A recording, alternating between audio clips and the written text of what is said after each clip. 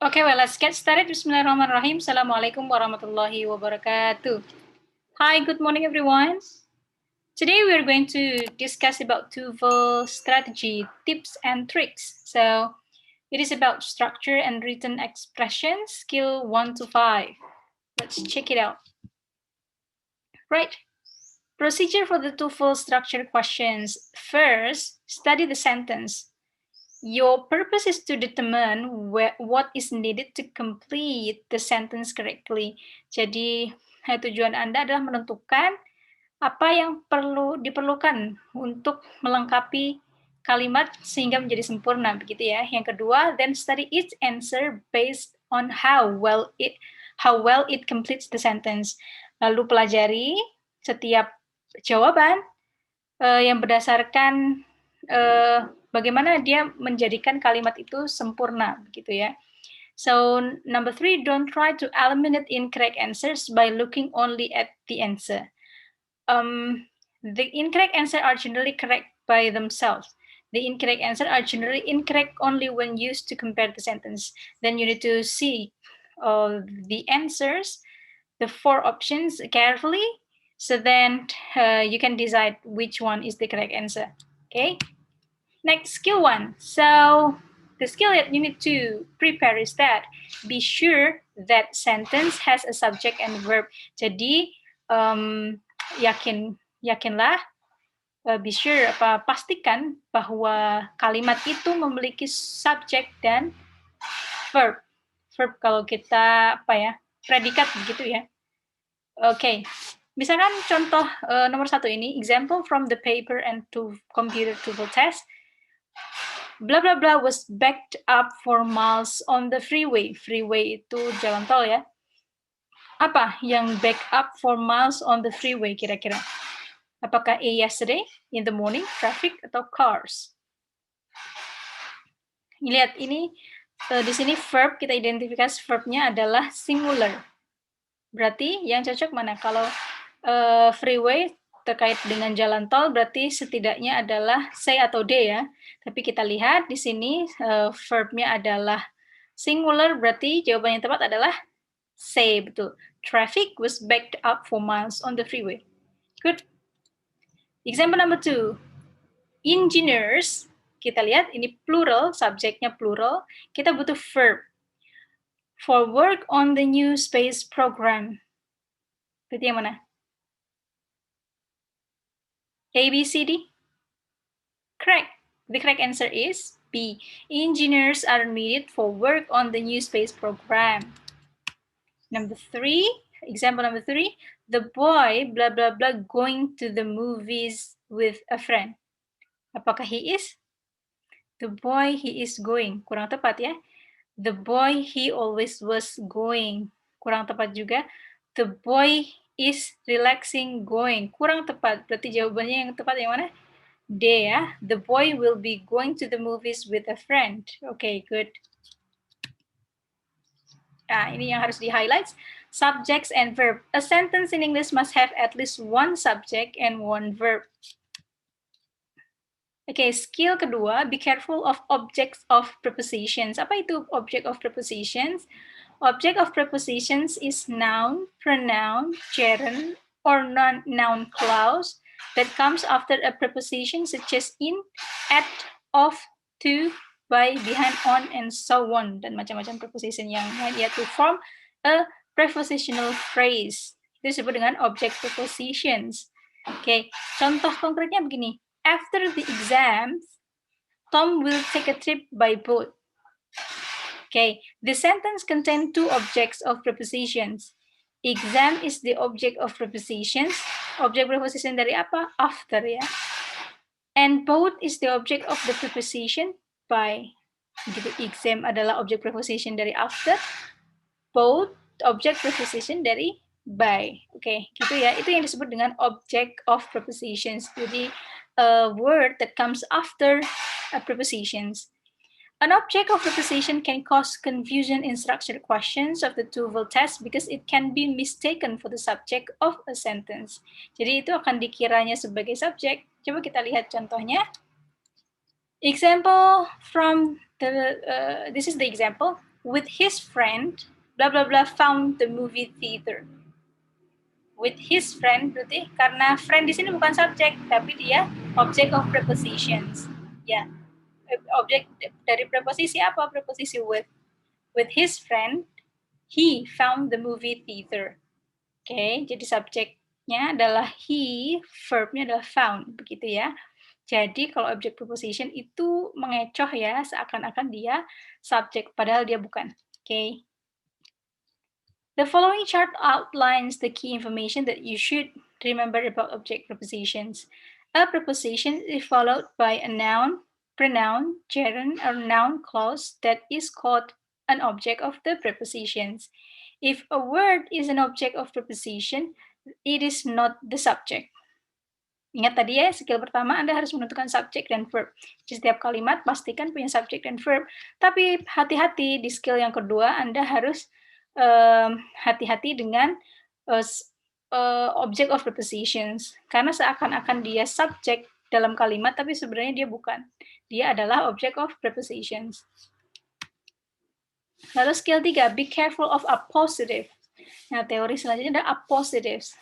Appositive can cause confusion in structured questions on the TOEFL test because an appositive can be mistaken for the subject of a sentence. Sama ini dikiranya bisa jadi subjek dari sebuah kalimat, tapi sebenarnya bukan. An appositive is a noun that comes before or after another noun and has the same meaning. Misalkan begini, Sally, the best students in the class, got an A on the exam. Jadi setelah koma, jadi appositive itu yang ini. Setelah koma, ini descriptions-nya Sally itu yang mana sih? Oh, the best students in the class. Gitu, jadi ini seperti describe. Actually, the sentence here, the best students in the class, describe who is actually Sally. Gitu ya. Jadi dia bukan subject of the sentence, but it is appositive. Ya. Contohnya, blah blah blah George is attending the lecture. Yang mana? D ya. The correct answer is D. My friend George, siapa sih temanmu? Oh, si George is attending the lecture. Menghadiri kuliah begitu. Nomor 2, blah blah blah Sarah rarely miss her basketball shots. Yang mana? A, B, C, D?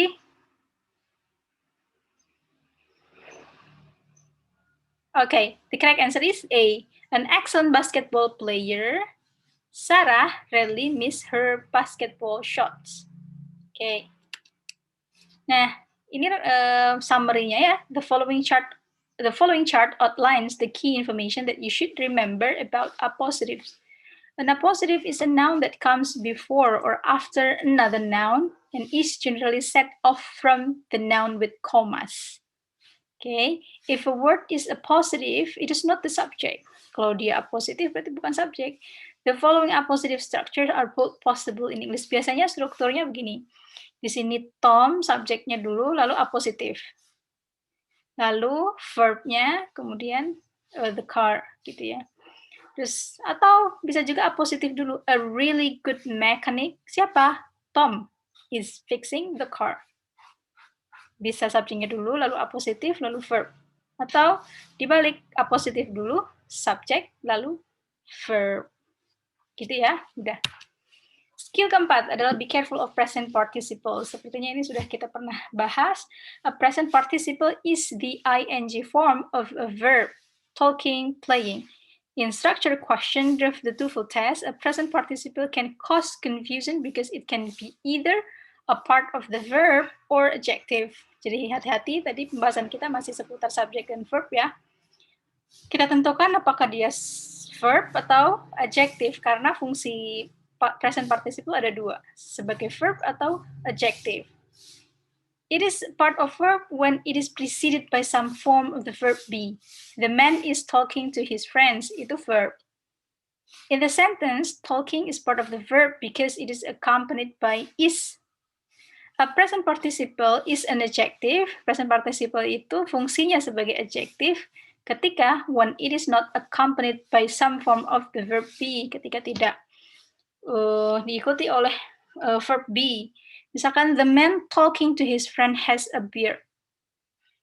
The man yang mana? Oh, talking to his friend. Sama sih sebenarnya, mirip-mirip seperti apositif tadi ya, ini menjadi deskriptor. The man talking to his friend has a beard. Ya, laki-laki yang mana sih itu yang mempunyai jenggot itu, gitu ya. Oke.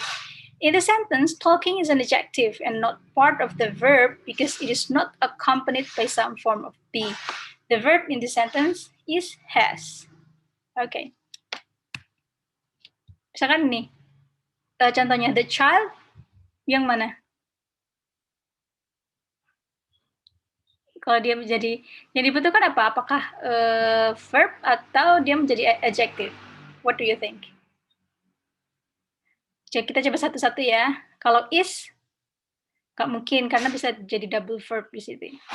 He, enggak juga, kita sudah punya subjek di sini. Was, enggak mungkin juga karena bisa sama kasusnya double verb. Jadi yang jawabannya tepat adalah A ya. The child now playing in the yard is my son. Siapa sih yang anak itu? Oh, anak itu adalah anak itu yang bermain di lapangan adalah lapangan halaman ya. Halaman adalah anak laki-lakiku gitu. Present participles.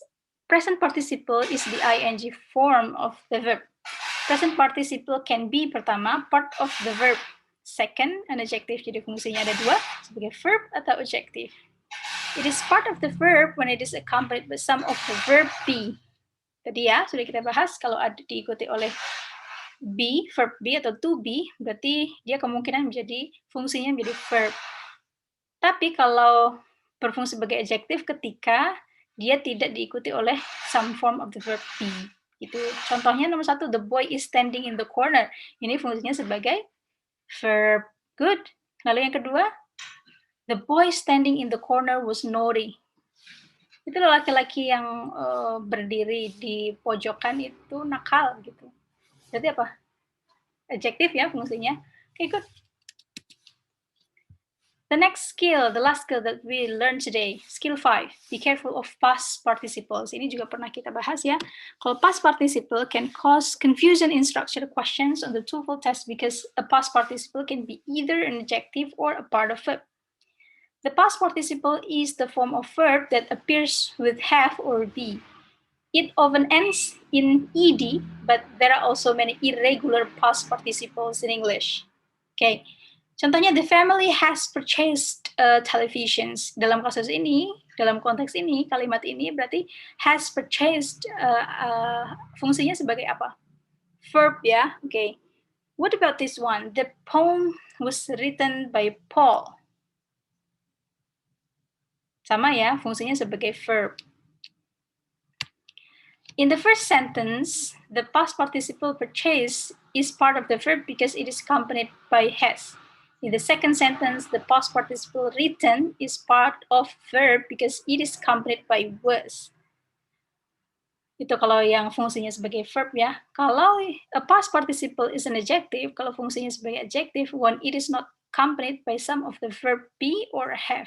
Ketika tidak disertai dengan be atau have, biasanya dia menjadi adjective. Contohnya adalah, the television purchased yesterday was expensive. Fungsinya sebagai adjective.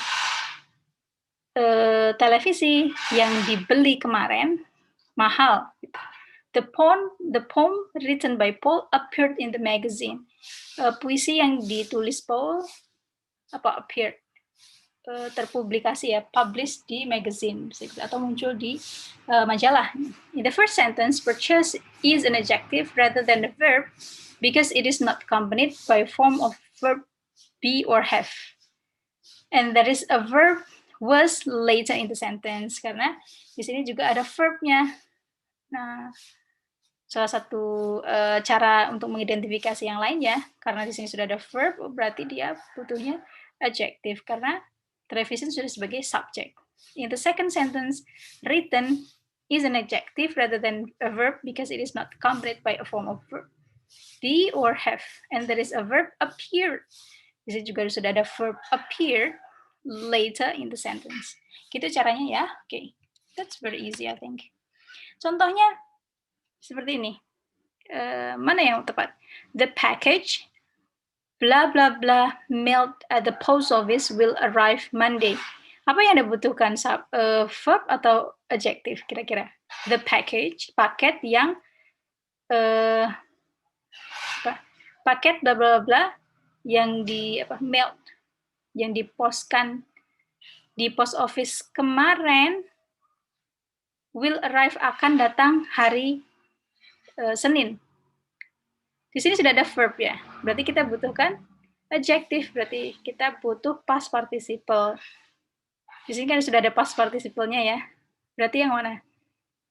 Kita butuhkan adjective ya, bukan verb.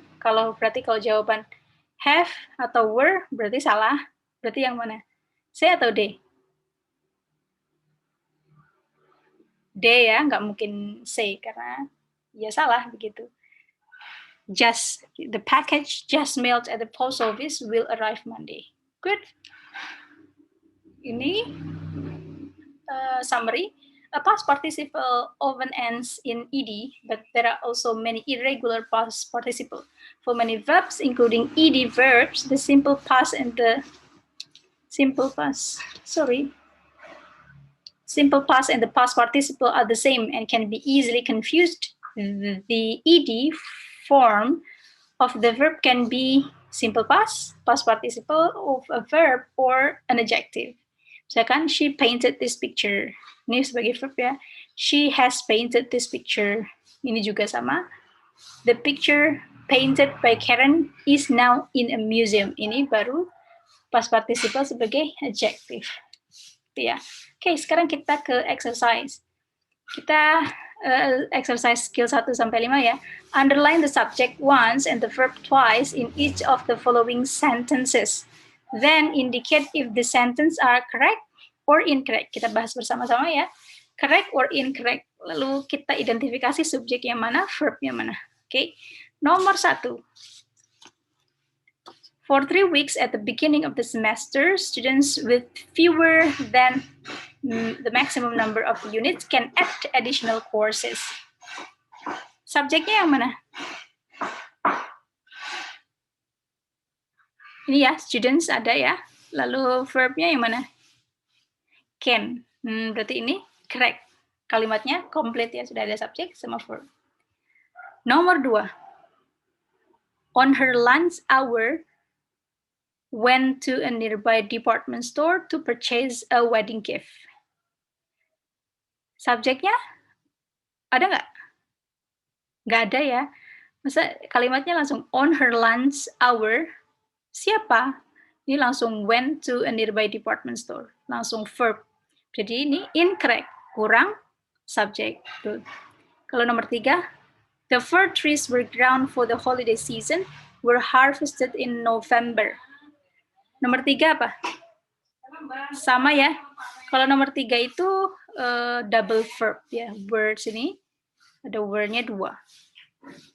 Number 4, in the grove, the overripe oranges were falling on the ground. In the grove, the overripe oranges were falling on the ground. Subjeknya mana? Overripe oranges ya. Verbnya were, berarti betul. Nomor 5, the papers being delivered at 4 will contain the announcements of the president's resignations. Yang mana? Subjeknya adalah the papers ya. Verbnya will contain. Subjeknya the papers. Verbnya adalah delivered. Okay. Ya. Correct, nomor 5 juga. Selanjutnya, teman-teman bisa baca ya, nomor 6 sampai 10, dikerjakan mandiri. Silakan diidentifikasi subjeknya mana, verbnya yang mana. Is that correct sentence or incorrect sentence? Okay, well, that's all for today's explanation. See you around, everyone. Assalamualaikum warahmatullahi wabarakatuh.